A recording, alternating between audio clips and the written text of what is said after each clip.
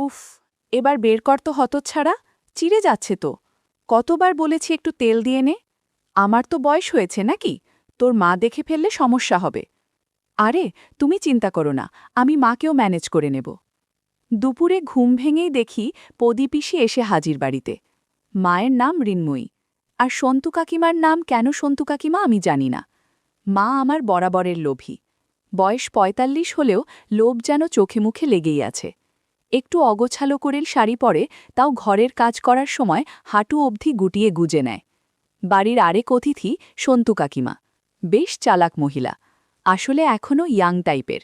ছেলে মেয়ে হয়নি বলে কাকাও আমার বোকাশোকা। এমন সুন্দরী কাকিকে সুখী রাখতে পারে না, তেমনটাই আমার বিশ্বাস। পদীপিসি মায়েরই বয়সী। স্বামী বার্মায় সেনা ছাউনিতে ছিল, যুদ্ধে সেখানেই পরলোক গমন করে। তারপর এক মেয়ে নিয়েছিল মায়ানমারে। সে হবে ১৯৮৫-র কথা। এক মেয়ে স্থানীয় অবাঙালিকে বিয়ে করে বার্মার হয়ে গেছে আজীবন। ৩ কুলে কেউ নেই। পদীপিসি আমার খুব ভালো লাগে, তার দিকে তাকালে মন জুড়িয়ে যায়। পদীপিসিকে দেখে আনন্দ আমার কম হল না। একে তো বিধবা, আর ওপর আবার একটু স্বাস্থ্যবান। ইউনিভার্সিটি থেকে পড়া শেষ করে মাস ৩ হলো বসে আছি বাড়িতে। মা কাকিমাদের কাছাকাছি থেকে আমার ওজন ৭৬ কেজি থেকে ওজন ৭২ কেজিতে দাঁড়িয়েছে। কিন্তু লক্ষ্য আমার সন্তু কাকিমার দিকে। গভীর জলের মাছ, চারা খায় কিন্তু বড়শি খায় না। তার ওপর পদীপিসি, এ যেন একের ভিতর দুই। কলের জল তোলা, কাপড় কাচা, এসব হর হামেশাই দেখি আমি। ঝুনু আমার ছোট বোন। রাগ হয় যখন ঝুনুকে নিয়ে দাবা খেলতে বসে সন্তু কাকিমা। ঝুনু আঁচল অগোছালো করলেই সন্তু কাকিমা দ্রুত ঠিক করে নেয়, তাই সন্তু কাকিমাকে ডাকবার সুযোগ হয় না। শেষে জেদ করে ৯০০ টাকা দিয়ে পেরিস্কোপ কিনে নিয়ে আসলাম। আমাদের পায়খানার দেয়ালের ওপরের টালিতে ফাঁকা আছে, সেখানে পেরিস্কোপ রাখলে পাশের বাথরুমে সবকিছু দেখা যায়। এ আমারই আবিষ্কার। কলম্বাস বেঁচে থাকলে আমার পায়ের ধুলো নিয়ে যেত আমার বাড়িতে এসে। গল্পের শুরু পদীপিসির বার্মা থেকে আনা একটা টিনের বাক্স নিয়ে। মার শুধু দিনরাত চিন্তা, অনেক টাকা আছে বুঝি সেই বাক্সে। সেই বাক্স এক মুহূর্তের জন্য হাতছাড়া করে না পদীপিসি। গরিব মধ্যবিত্ত পরিবার আমাদের। বাবা কর্পোরেশনের কেরানি। দিদিকে বিয়ে দিয়েই অর্থশূন্য। সংসারে তাই খিটিরমিটির লেগেই থাকত। তার উপর পদীপিসি মাথায় চেপে বসে বাবার চাপ বাড়িয়েই দিল।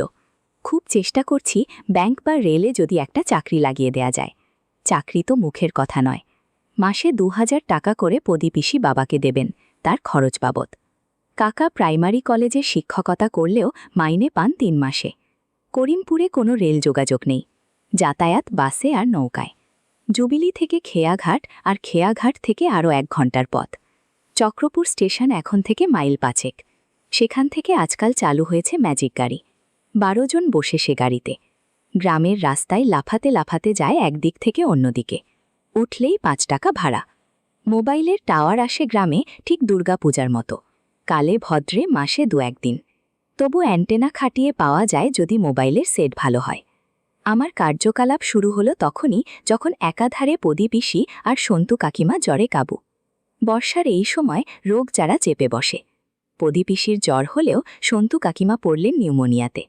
বন্ধুরা, এইসব গল্পে তেল মালিশের অনেক গল্প আছে, কিন্তু আমারটা তাদের সাথে মিল খায় না। কারণ মা কোনোদিন আমাকে বলবে না সন্তু কাকিমাকে তেল মালিশ করে দিতে। আমি ওষুধপালা নিয়ে দৌড়াদৌড়ি শুরু করলাম, কেননা ছেলে বলতে বাড়িতে আমি একা আছি। বুকে সর্দি জমে পদীপিসির যায় যায় অবস্থা। মা সন্তু কাকিমাকে আর পদীপিসিকে যত্ন আত্তি করতে লাগল। আমার ভার পড়ল শুধু খাবার খাওয়ানোর। পদীপিসিকে বাড়লে আর সন্তু কাকিমাকে মাছের স্যুপ। তারই সুবাদে আমার মনের আকাঙ্ক্ষিত সব চিন্তা উঠল নানান অভিজ্ঞতায়।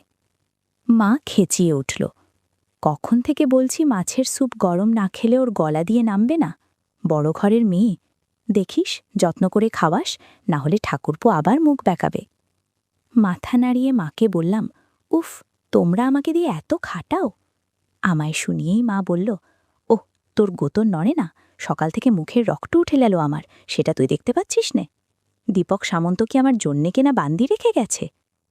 ওই দেখো, ওদিকে পিসির বার্লি না উবলে যায়, যাও বাবা যা। গরম স্যুপ হাতে নিয়ে বললাম, কই চামচ দিলে না, খাওয়াবো কি করে?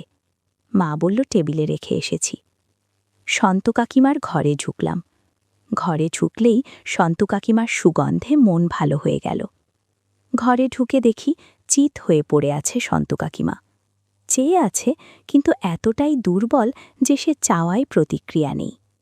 রোজ মাছের স্যুপ খাওয়াতে হবে 1 মাস।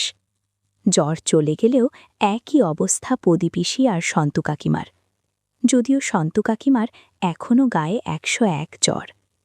সন্তু কাকিমার মাথার কাছে দাঁড়িয়ে বললাম, আরে কই, ওঠো ওঠো ওঠো। নড়বার যার ক্ষমতা নেই সে উঠবে কি করে? সামান্য সাপোর্ট দিয়ে ঠেলে তুললাম বিছানা থেকে। এই সুযোগে কিছু একটা করে বসলাম আর বললাম, নাও আমি চামচে করে দিচ্ছি, পটাপট স্যুপ খেয়ে নাও। কানে কানে বললাম, প্রদীপিসি লাইনে দাঁড়িয়ে। একটু হাসবার চেষ্টা করল সন্তু কাকিমা। খাওয়ানোর ছলে ইচ্ছা করে স্যুপ জামায় ফেলতাম, যাতে মোছার সুযোগ পায়। বন্ধুরা, তোমরা বুঝেছ তো কি বলতে চাচ্ছি? পেতামও সে সুযোগ, সময় বিশেষে। যেদিন সুযোগ হতো না সেদিন চেষ্টা করতাম প্রদীপিসির ওপর আমার যত সব জাদু তন্ত্র মন্ত্র। বেশ চলছিল, কারোরই ঠিক হবার নাম নেই। আসলে বাবার সে সামর্থ্য ছিল না যে দামি ডাক্তার, দামি ওষুধ কিনে দুজনের সেবা করবেন। আর আমার কাকুর মাথাও তো প্রখর নয়, ধর্মভীরু মানুষটা পূজা পাঠ করেই কাটিয়ে দিছিল দিন। আমিও দুজনের সাথে ছলে বলে কৌশলে সেবা করতাম। অসুস্থ হয়ে থাকলে কোনো মানুষের সাথে সত্যি দুষ্টুমি করা যায় না। যারা করে তারা অপরাধী, মনোবিকারের লোক। আমি পারছিলাম না। আমাদেরই পুরনো ডাক্তার এসে দেখলেন দুজনকে। খুব সামান্য উন্নতি ঠাকুরজি, আজ 7 দিন হল, আর 2 দিন দেখুন, না হলে কিন্তু দুজনকেই হাসপাতালে ভর্তি করতে হবে। আচ্ছা ঠাকুরজি, আজ পারলে দুজনের বিছানা পাল্টে দুজনকে স্নান করিয়ে দিন দেখি। মানে গা কম্পেশ করে ভালো করে মাথা ধুয়ে দেবেন। এই পটল, এসব তো তুমিও পারো, মাকে এত খাটানোর মানে হয়? বাড়ির বিপদের সময় এসব তো তোমারই দেখে রাখা উচিত। শোনো, ঠান্ডা জলে মাথা ধোয়াবে আর গরম জলে গা কম্পেশ করবে, বুঝলে? মনে আছে তোমার পায়ে স্টিচ পরার সময় আমি যেন পা কম্পেশ করে দিয়েছিলাম শরীর টেনে টেনে? সেরকম। দেখবে বিকেলেই জ্বর নেমে গেছে, আর না হলে আমি হাসপাতালে রেফার করব। জ্বর মাথায় উঠে গেলে বিপদ হয়ে যাবে। বৌঠান, আজ আসি কেমন? ওষুধ যেমন চলছে সেরকমই চলুক। সিপ্রোফ্লক্সিনটা না দিলেও চলবে, 6 দিন খাওয়ানো হয়ে গেছে। পরামর্শ দিয়ে ডাক্তার চলে গেল। দিবাকর ডাক্তারে মুলুকের ভরসা। সময় নেই, কিন্তু রোগ ভালো করে। কেউ পয়সা দিতে চায় না গ্রামে, কারণ ডাক্তারকে পয়সা দেয়া মানে সেই পয়সা জলে গেল। আমি ফ্যাল করে চেয়ে থাকলাম রাস্তার দিকে। হে প্রভু পরমেশ্বর, শেষে তোমার দয়া হল। সন্তু কাকিমাকে যে স্নান করাতে হবে ভাবলেই তেমন যেন লাগছে। অবশ্য মা যদি অনুমতি দেয়। রান্না করছিল মা, ঝুনুকে কোলে নিয়ে গলমন্দ করছে আর বলছে, আমার হলো যত জ্বালা, তো বড় সংসার, কোলের বাচ্চা, কি করে সব সামলাই? কর্তাদের ফুর্তি দেখলে বাঁচি না। 2 দিন না হয় অফিস বন্ধ দিয়ে ঘরে থাকো বাবা, রোগ জ্বর বেঁধেছে না, তাদের রোজ অফিস যাওয়া চাই। আসুক, সব বোঝাবো ভালো করে। কইরে পটলা, তুই কি মুখ দিয়ে মাছি মারছিস? ঝুনুকে নিয়ে জানাকুল থেকে, আমায় রান্না করতে হবে তো। আর দিবাকর ডাক্তার যা বলল, আমি বাপু এত খাটতে পারবো না। আমি তৈরি ছিলাম, কিন্তু গম্ভীর করে বললাম, এসব কাজ কি ছেলেদের? আমি পারবো না। মা বলল, ও মা, এতে ছেলে মেয়ের কি আছে? বলি, আমি মরে গেলে কি আমায় চিতায় তুলবি না? ও পাড়ার কাওড়ার ঘরের মেয়ে নিয়ে এসে বলবি মাকে চিতায় তুলে দে? মাথা আমার এমনি খারাপ পটলা, যা বলছি কর। কাজ বললেই মুখ বেজার। পরম অনিচ্ছায় বেজার মুখ নিয়ে গেলাম রান্নাঘরে। ঝুনু খুঁটে খুঁটে বাতাবি লেবু লাল করে দিয়েছে। মুখ দিয়ে এখন কামড়ায় বাতাবি লেবুর বোটা। অল্প বয়স, সে তো বোঝে না। ঝুনুকে তুলতে গিয়ে বাতাবি লেবুর দিকে চোখ পড়ল। এতক্ষণ ধরে কামড়ানোর কারণে লালা লেগে আছে। ঝুনুকে তুলে নিলেও বাতাবি লেবু ওভাবেই পড়ে আছে। শ্রোতা বন্ধুরা, ইউটিউবের কড়া নিয়মের কারণে কিছু বিষয় সরাসরি বলা যাচ্ছে না। তোমরা যদি একদম খোলামেলা গল্প শুনতে চাও, তাহলে কমেন্টে দেয়া লিঙ্ক থেকে আমার ওয়েবসাইট ভিজিট করো। সেখানে একদম খোলামেলা গল্প দেয়া আছে। আমি কিছুক্ষণ দেখে ঝুনুকে ঘরে ঘুম পাড়িয়ে দিয়ে আসলাম। নিচে গিয়ে আবার রান্নাঘরে গেলাম। মা একটা টিনের বালতিতে 8 বালতি গরম জল দিয়ে গেল। নে, একবার কাকিমাকে কম্প্রেস করে দে, পদির জলটা পরে দিচ্ছি। হাত পায়ের গোড়ালি, পেট আর গলা ভালো করে ধুয়ে দিস, 6 দিন ধরে শুয়ে আছে। আমি মনে মনে বললাম, পারলে অনেক কিছুই করা যাবে। তোয়ালে নিয়ে বললাম, ঠিক আছে। বেশি কথা বাড়িয়ে বিব্রত হওয়ার কোনো মানেই হয় না। সন্তু কাকিমার খাটের সামনে গরম জল নিয়ে রাখলাম, যাতে সুবিধা হয়। দেখলাম ঘুমোচ্ছে, হালকা জ্বর গায়ে। কি গো, না ওঠো, আমি গাটা গরম জলে কম্প্রেস করে দিই। ডাক্তার বলেছে না হলে জ্বর কমবে না। চোখ খুলো সন্তু কাকিমা। জড়ানো গলায় বলল, তোর মা কোথায়? আমি বললাম, মার সময় নেই, রান্না করছে, ঝুনুকে দেখতে হচ্ছে, মা পারবে না, তাই আমি এসেছি। কাকিমা বলল, দে, আমি নিজেই করে নিচ্ছি। কাকি খুব শেয়ানা, আমিও নাছোড়বান্দা। মনে মনে ভাবলাম, তোমার উঠবার ক্ষমতা নেই। তবুও কোনো রকমে উঠলেন বিছানা থেকে। দুপা নামিয়ে কাপড়টা একটু ঠিক করে আঁচল ঠেকে উঠে দাঁড়াতে গিয়ে দুর্বলতায় তাল খেয়ে মুখ থুবড়ে পড়তে যাচ্ছিল। যদিও আমি পিছনে দাঁড়িয়েছিলাম। কোনো রকমে হাত ধরে মাছিরে দিলাম। একটু বকুনির সুরে বললাম, শোনো, ঠিক হয়ে গেলে যা ইচ্ছা করো, যতদিন ঠিক না হচ্ছ যা বলছি করে যাও, বুঝলে? আমাকে পদিপিসিকেও স্নান করতে হবে। মনে মনে বুঝে গেলেন যে আমার সাহায্য ছাড়া গা কম্প্রেস করা তার দ্বারা হবে না। দুর্বলতায় মাথা টাল খাচ্ছে। আমিও বললাম, তুমি বসো তো চুপ করে, আমায় আমার কাজ করতে দাও, না হলে মাকে বলবো তুমি করতে দিচ্ছ না। কাকিমা খাঁচায় হাত দিয়ে ধরে বসে কোকাতে লাগলো দুর্বলতায়। তোয়ালে গরম জলে ভিজিয়ে প্রথমে পা দুটো ভালো করে কম্প্রেস করলাম। বললাম, এই যে হাঁটু অবধি ফ্রি গুটিয়ে নাও দেখি। কাকিমাও যেন বাধ্য মেয়ের মতো শাড়ি গুটিয়ে নিল। তোয়ালের গরম ভাপের জন্য আরাম লাগছিল কাকিমার। কাকিমার পা দেখে খুব ভালো লাগলো, একদম মসৃণ পা। খেয়াল দুহাত দিয়ে শাড়ি চেপে রেখেছে কাকিমা। যাই হোক, তবুও সুযোগ আসবে, আমিও ছাড়ব না আজ। বেশি কিছু বললে মাকে ডাকব। বলতে না বলতেই মা এসে হাজির। আমিও সুযোগ বুঝে বললাম, দেখো না মা, কাকিমা ভালো করে সেবা করতে দিচ্ছে না। মার আগের মাথায় কয়েকটা কথা শুনিয়ে দিল। অমনি কাকিকা একটু ইতস্তত হয়ে বলল, যা করার কর। আমি তোয়ালে ভালোভাবে গরম পানিতে ধুয়ে কাকিমার হাত পা মুছে দিলাম। মাঝে মাঝে গাছের কাতবেলটাও চোখে বাজছিল। ইস, কি সুন্দর আর টাটকা দেখতে হয়েছে। যেভাবেই হোক এটা আমার চাই চাই। একটু পর আমি মাকে ডাকে বললাম, আমি স্নান করতে যাচ্ছি। এই বলে চলে গেলাম কলঘরে। কিছুক্ষণ টানাটানি করে স্নান সেরে বেরিয়ে এলাম। মা বলল, বাবা, একবার দেখে আয় না ঝুনু উঠে পড়ল কিনা। তারপর পদিপিসিকে স্নান করিয়ে তুই দুপুরের খাবার খেয়ে নে। ওদের খাওয়ালেই তোকে খেবে দেব। ততক্ষণে আমি ঠাকুর সেবা দিয়ে নেব ততক্ষণ। দেখে আসলাম ঝুনু তখন ঘুমাচ্ছে উপরের ঘরে। নিচের দুটো ঘর কাকিমাদের, আমাদের উপরের দুটো ঘর। কিন্তু একটু আওয়াজ করলে উঠে পড়বে। মাকে বললাম, ঝুনু ঘুমাচ্ছে, কিন্তু উঠে যাবার সময় হয়ে এসছে। মা বলল, ঠিক আছে, যা তুই পদিপিসিকে দেখ গিয়ে। আমি দুজনের ঘরে খাবার দিয়ে দেব ঠাকুর সেবা দিয়ে।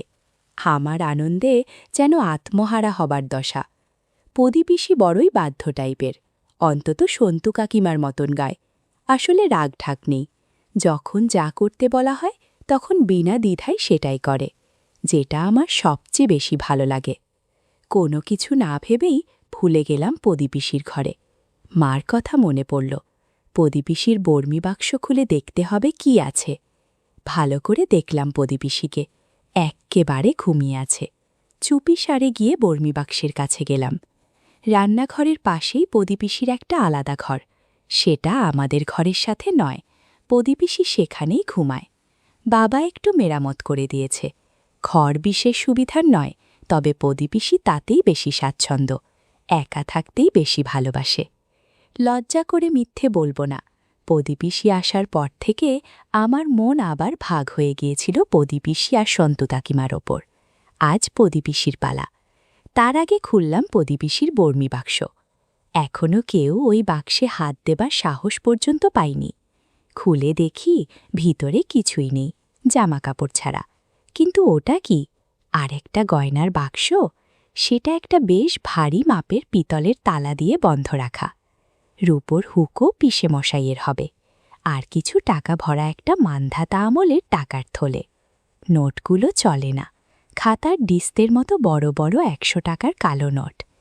তেমন কিছু দেখতে না পেয়ে বক্সটা বন্ধ করে এগিয়ে আসলাম পদিপিসির দিকে।